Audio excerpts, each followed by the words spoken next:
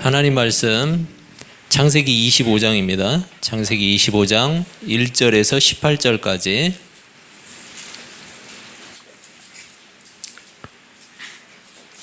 창세기 25장 1절에서 18절까지.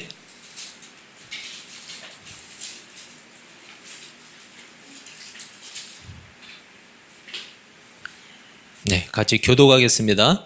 아브라함이 후처를 맞이하였으니 그의 이름은 그두라라. 그가 신랑과 사성과 두단과 미디안과 이스박과 수아를 낳고 욕사는 스바와 드단을 낳았으며 드단의 자손은 아수르 족속과 르두시 족속과 르음미 족속이며 미디안의 아들은 에라와 엘과 한옥과 아비다와 엘라아니라. 그가 그들의 자손이었다. 아브라함이 이삭에게 자기의 모든 소유를 주었고 자기 사람들에게도 재산을 주어 자기 생명에 그들로 하여금 자기 아들 이삭을 떠나 동방 곧 동쪽 땅으로 가게 하였다. 아브라함의 향년이 175세라.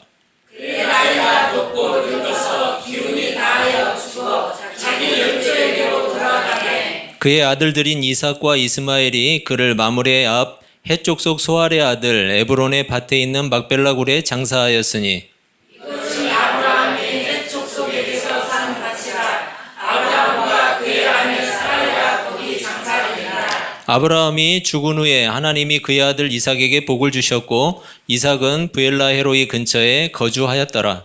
사라의 여종 애굽인 하갈이 아브라함에게 낳은 아들 이스마엘의 조건은 이러하고 이스마엘의 아들들의 이름은 그 이름과 그 세대대로 이와 같으니라.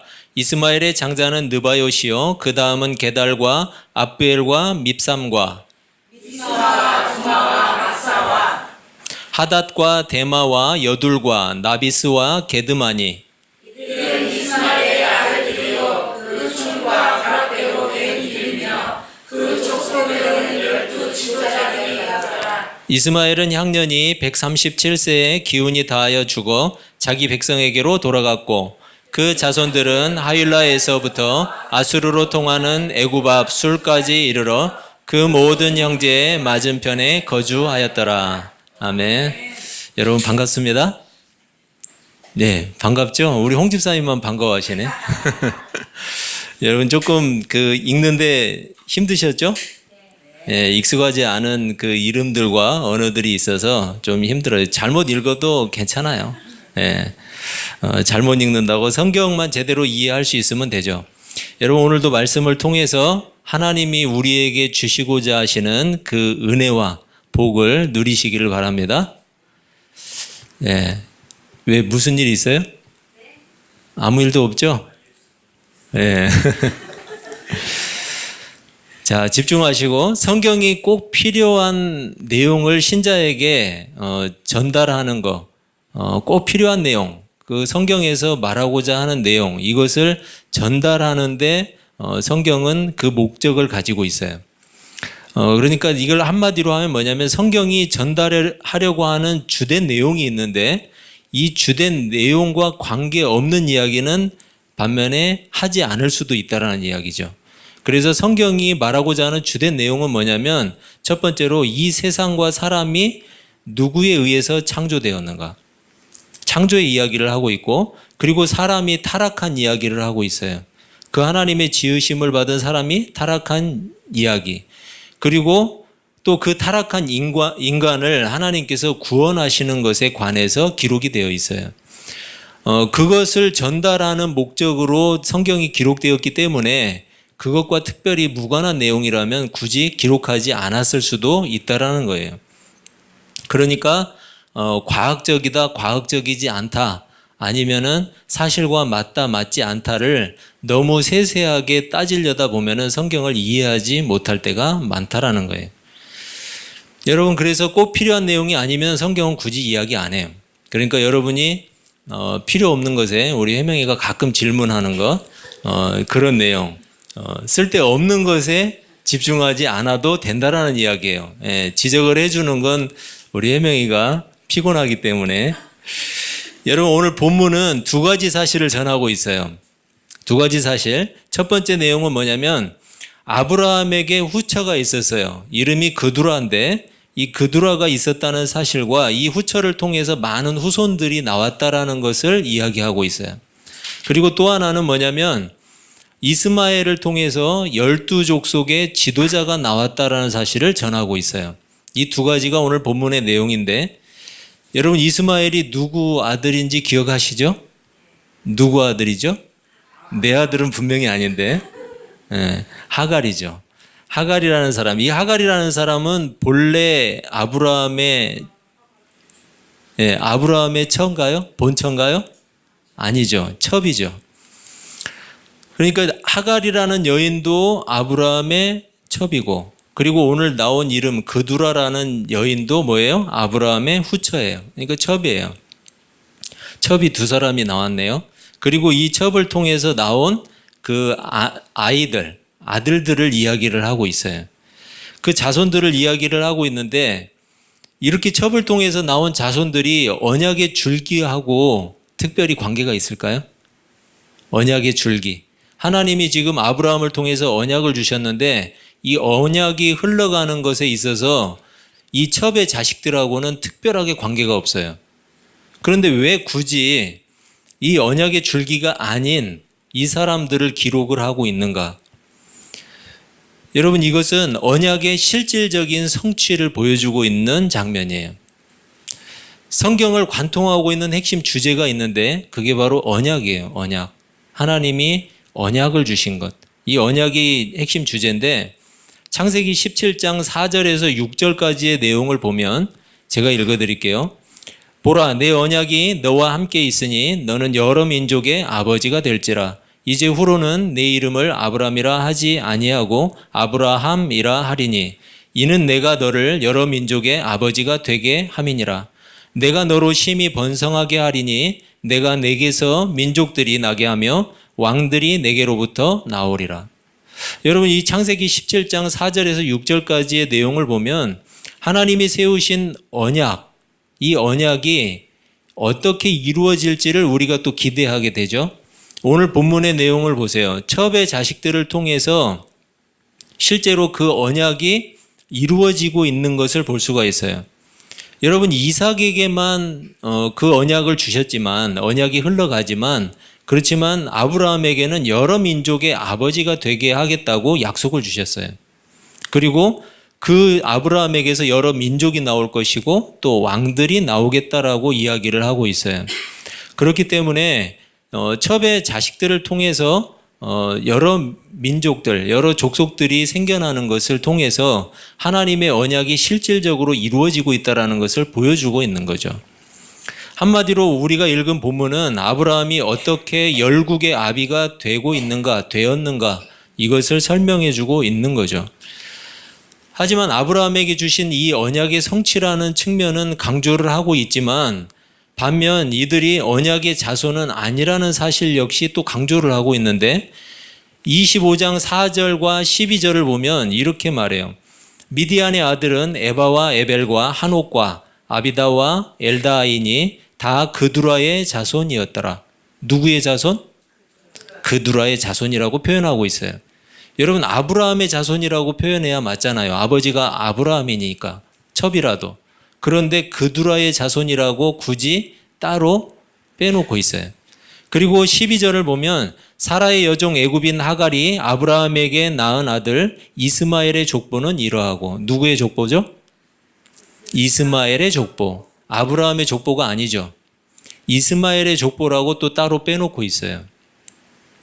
이걸 통해서 무엇을 이야기하고자 하는 거냐면 아브라함에게 주신 하나님의 언약은 실질적으로 이루어지고 있지만 그렇지만 이들이 언약의 후손은 아니다라고 이야기하고 있는 거예요.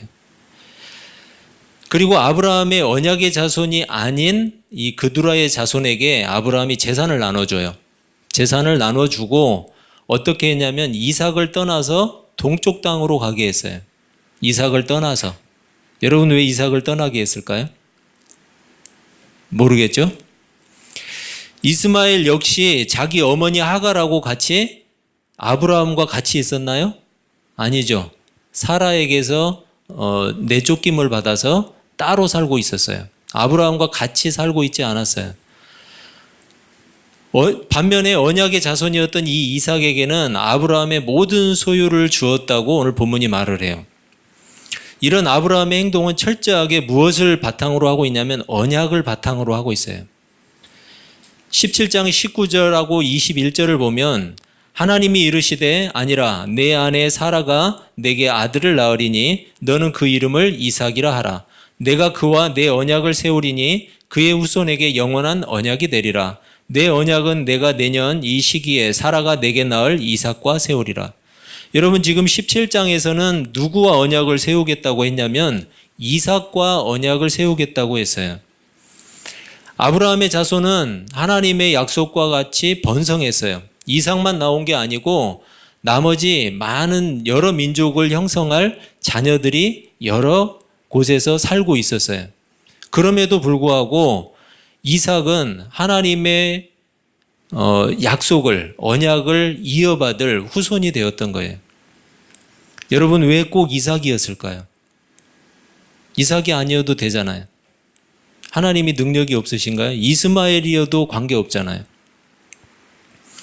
이삭이 혹시 금수저인가요? 네. 이삭이 아니면 하나님의 요구를 충족할 만한 특별한 무언가가 이삭에게 있었을까요? 그 안에?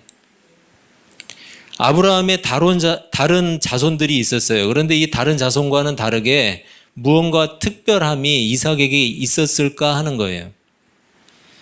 여러분 바로 이것이 하나님의 언약의 특징이에요. 하나님의 언약의 특징은 하나님은 사람의 조건이나 자격을 요구하지 않아요. 언약은 하나님의 일방적인 은혜로 세워지는 거예요. 하나님의 일방적인 은혜로 세워지는 게 언약이지 사람의 조건이나 자격을 보고 세우는 게 아니라는 거예요. 하나님의 은혜가 무엇인지를 잘 보여주는 본문이 있어요. 그 성경 본문이 마태복음인데 우리 같이 한번 찾아보겠습니다. 네, 찾으실 수 있는 분은 찾으시고, 네. 마태복음 20장 1절에서 16절까지 마태복음 20장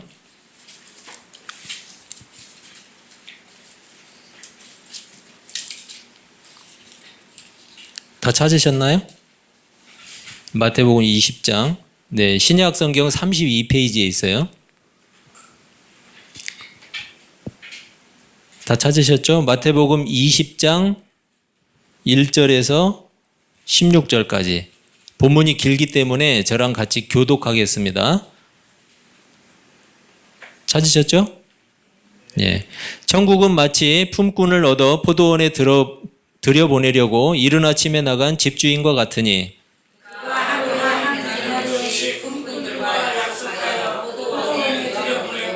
또 제3시에 나가보니 장터에 놀고 서 있는 사람들이 또 있는지라.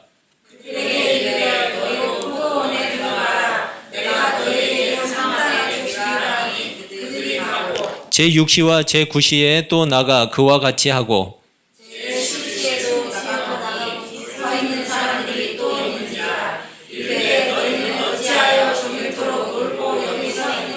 이르되 우리를 품꾼으로 쓰는 이가 없음이니이다. 이르되 너희도 포도원에 들어가라 하니라. 포도원 주인이 청지기에게 이르되 품꾼들을 불러 나중에 온 자로 찾아가여 먼저 온 자까지 싹을 주라 하니 제11시에 온 자들이 와서 한 데나리온씩을 받거늘 먼저 온 자들이 와서 더 받을 줄 알았더니 그들도 한 데나리온씩 받은지라. 받은 후 집주인을 원망하여 이르되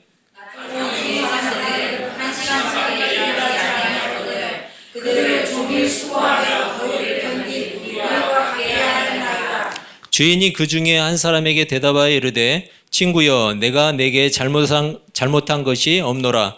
내가 나와 한 데나리온의 약속을 하지 아니하였느냐. 내 것이나 가지고 가라. 나중에 온 사람에게 너와 같이 주는 것이 내 뜻이니라. 내 것을 가지고 내 뜻대로 할 것이 아니냐. 내가 선함으로 내가 악하게 보느냐. 이와 같이 나중된 자로서 먼저 되고 먼저 된 자로서 나중되리라. 아멘. 여러분, 이 본문은 하나님의 은혜가 무엇인지를 잘 보여주고 있는 본문이에요. 이스라엘의 시간 계산법은 지금 우리가 보는 시간 계산법하고 조금 달라요. 여기 성경에 나오는 거는 아침에 6시가 되어서 해가 뜨면은 그 사람들은 날이 밝고 아침이 되는 거예요. 그러니까 그때를 기준으로 하면 7시가 1시가 되는 거예요. 그러니까 3시면은 오전 9시가 되는 거예요. 그렇죠? 그리고 6시가 되면은 12시. 그리고 9시가 되면 3시. 이렇게 되는 거죠. 그러니까 제11시라고 하는 것은 5시예요. 오후 5시. 그리고 6시만 되면은 그들이 이제 해가 지는 그 저녁이 들어가기 때문에, 날이 어두워지면 저녁이기 때문에 6시를 기준으로 해서 일이 보통 마감이 돼요. 그쪽의 은행들은 보통 3시면 끝나던데, 날이 더워서. 아무튼 이 포도원 주인은 이른 아침에 포도원으로 들어간 일꾼에게 얼만큼의 품삯을 약속을 했냐면 한 데나리온을 주기로 했어요. 그리고 오전 9시에 일을 시작한 사람에게도, 그리고 12시와 오후 3시에 일을 시작한 사람에게도 각각 한 데나리온의 품삯을 약속을 했어요. 그런데 오후 5시에 포도원으로 들어간 사람이 있었어요. 이 사람이 일을 마치고 1시간밖에 안 했네요. 이 사람에게 품삯을 주는데 한 데나리온을 줬어요. 그러니까 나머지 사람들이 보고 저 사람에게 한 데나리온을 줬으면 우리에게는 더 줘야지 라고 기대를 했어요. 그런데 똑같이 한 데나리온을 줬어요. 그러니까 이들이 주인을 원망했어요. 아니, 어떻게 1시간 일한 사람하고 우리하고 똑같이 줄 수가 있는가? 주인이 말을 해요. 내가 너와 약속한 게 한 데나리온이기 때문에 너는 네 것을 이미 받았다. 그런데 내가 무엇을 잘못했느냐라고 이야기를 하죠. 여러분, 이 본문은 천국에 대한 비유예요. 즉, 하나님 나라에 들어가는 일은 사람의 자격이나 노력에 따른 결과가 아니라 오직 하나님의 은혜로만 가능하다는 사실을 보여주고 있어요. 여러분, 사람의 업적이나 희생이 하나님의 택하심과 구원하심의 조건이 될 수는 없어요. 이삭을 언약의 후손으로 택하신 것은 사람의 자격이나 업적에 따른 선택이 아니라는 이야기예요. 오직 뭐예요? 하나님의 일방적인 은혜예요. 이삭이 특별한 무언가가 있었던 게 아니에요.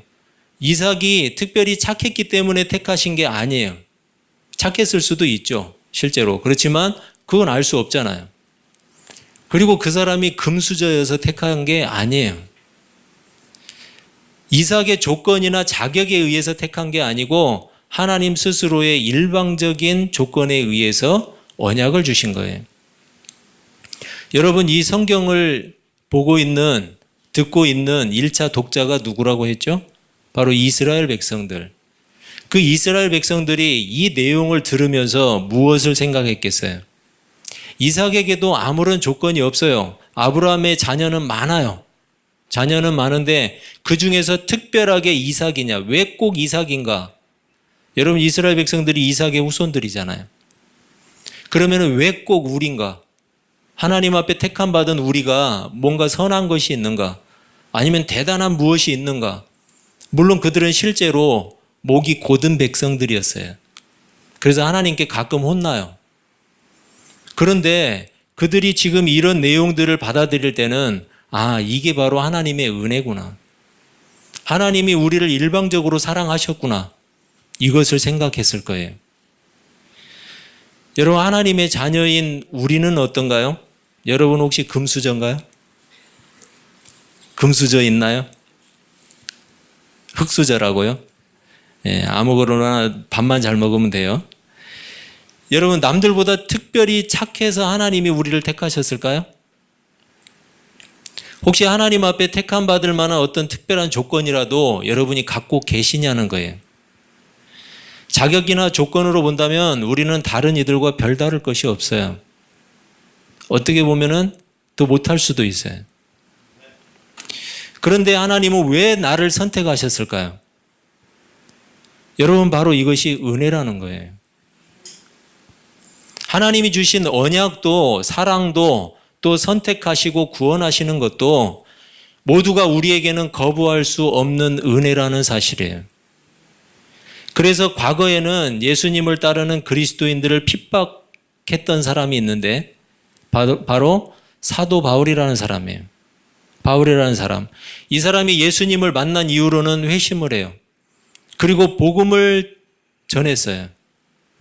복음 전도를 위해서 소아시아 지방과 그리고 그리스 지방으로 3번에 거쳐서 전도 여행을 다녔어요. 그리고 나중에는 로마까지, 감옥에서까지 복음을 전했던 사람이 사도 바울이에요. 이 사도 바울이 자신에 대해서 이렇게 고백을 해요. 고린도전서 15장 10절인데, 그러나 내가 나 된 것은 하나님의 은혜로 된 것이니 내게 주신 그의 은혜가 헛되지 아니하여 내가 모든 사도보다 더 많이 수고하였으나 내가 한 것이 아니요 오직 나와 함께 하신 하나님의 은혜로라. 사도 바울은 은혜가 무엇인지 정확하게 알았던 사람이에요. 자기가 누구인지 어떤 존재인지를 정확하게 알았던 사람이에요. 그리고 하나님이 자신에게 주신 구원이 무엇인지를 정확하게 알고 있는 사람이었어요. 하나님의 은혜의 극치가 뭐냐면 바로 예수 그리스도의 대속과 구원이에요. 이 세상에는 단 한 사람도 하나님의 구원에 들어갈 만한 사람이 없었어요. 그리고 지금도 없고 앞으로도 없을 거예요.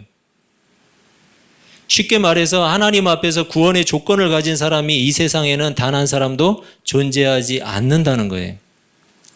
그래서 하나님은 일방적인 언약을 주셨는데 바로 그게 예수 그리스도였어요. 예수 그리스도는 그 언약을 통해서 이 땅에 오셨고 우리 대신 죄의 문제를 해결하셨고 구원을 이루어 주셨어요. 따라서 예수 그리스도의 구원은 인간의 공로가 전혀 섞이지 않은 순전한 하나님의 행위예요. 이처럼 인간의 자격이나 조건, 공로가 전혀 섞이지 않은 순전한 하나님의 행하심을 바로 우리는 은혜라고 하는 거예요. 여러분, 꼭 왜 이삭이에요? 이스마엘이어도 관계없어요. 그런데 왜 꼭 이삭이에요? 왜 이삭이 아브라함에게 주신 복을 이어가는 언약의 자손이 되었어요? 이 질문을 우리에게 바꾸어 볼 수 있어야 돼요. 우리는 어떻게 그리스도인이 되었는가? 하나님이 왜 나를 구원해 주셨는가? 내가 교회를 오래 다녔기 때문에? 아니면 내가 세례를 받았고 집사가 되었기 때문에? 아니면 이 정도면은 교회 안 다니는 사람보다 죄도 덜 짓고 훨씬 착한 사람이니까? 그러니까 우리가 구원받나요? 여러분, 자신에게서 조건을 찾으려고 애써서는 안 돼요. 왜냐하면 우리 자신에게는 구원의 조건이 없기 때문이에요. 로마서 5장 8절은 이렇게 이야기해요. 우리가 아직 죄인 되었을 때에 그리스도께서 우리를 위하여 죽으심으로 하나님께서 우리에 대한 자기의 사랑을 확증하셨느니라. 여러분, 언제 하나님이 우리를 사랑하셨대요? 우리가 죄인이었을 때. 그리스도께서 우리가 교회 다니기 전에 우리를 위해서 이미 죽어주셨어요. 내가 교회 오래 다녀서 구원받는 게 아니에요. 내가 교회를 다니기도 전에, 교회를 알지도 못할 때 이미 나를 택하셨어요. 내가 세례받기 훨씬 전에 그리스도께서 나를 위해 죽어주셨어요. 내가 집사가 되기 훨씬 전에 예수님은 내 죄를 위해서 죽어주셨어요. 여러분, 우리가 여전히 죄 가운데 있던 바로 그때 하나님은 우리를 찾아오셨어요. 하나님은 우리의 구원을 이루어 주셨고, 그리고 그 구원이 바로 하나님의 은혜라는 거예요. 물론 아직 하나님을 알지 못한다거나 거듭나지 못한 경우라면 장차 하나님의 은혜를 복음으로 받아들이고 거듭나는 구원이 필요하죠. 우리는 그런 신자를 잠재적 신자라고 해요. 잠재적 신자는 이 자리에만 있는 게 아니고 교회 밖에도, 예배당 밖에도 있어요.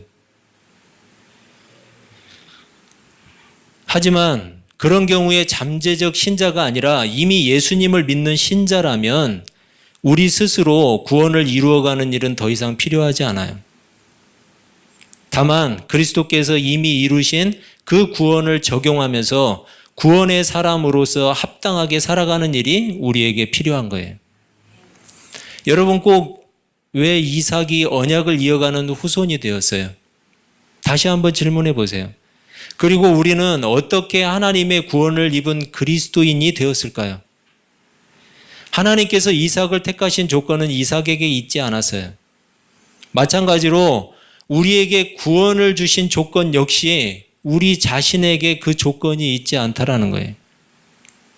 오직 하나님의 은혜예요. 우리가 하나님의 은혜를 기억하면서 날마다 그 은혜로 사는 방법이 있어요. 오후 5시에 포도원으로 들어간 사람, 이 사람이 바로 나다 생각하면 돼요. 여러분 우리가 혹시 나는 아침 6시부터 가서 일했는데 아니면 오전 9시에 가서 일했는데 그러면 혹시 내가 뭔가 더 내 업적이나 공로를 떠올릴 수도 있어요. 그렇지만 여러분 나는 오후 5시에 들어간 사람이다 라는 생각을 하게 되면 나의 업적이나 공로는 전혀 없는 거예요. 여러분 우리는 오후 5시에 들어간 사람들이에요. 모두가. 여러분과 저는 오후 5시에 들어간 사람들이에요. 우리 공로는 전혀 없어요. 오직 하나님의 은혜로 선택되었어요. 오직 하나님의 은혜로 구원의 사람이 되었어요. 여러분 그 은혜로 사시기를 바랍니다. 이 한 주간을 사시는 동안 나는 오후 5시에 들어간 사람이라는 사실을 꼭 기억하시기를 바랍니다. 그 사실을 기억하는 모든 날들이 하나님의 은혜라는 사실을 깨닫게 될 거예요. 여러분 이 사실을 꼭 기억하면서 변함없는 하나님의 은혜로 살아가는 한 주간이 되시기를 주님의 이름으로 축복합니다. 기도하겠습니다.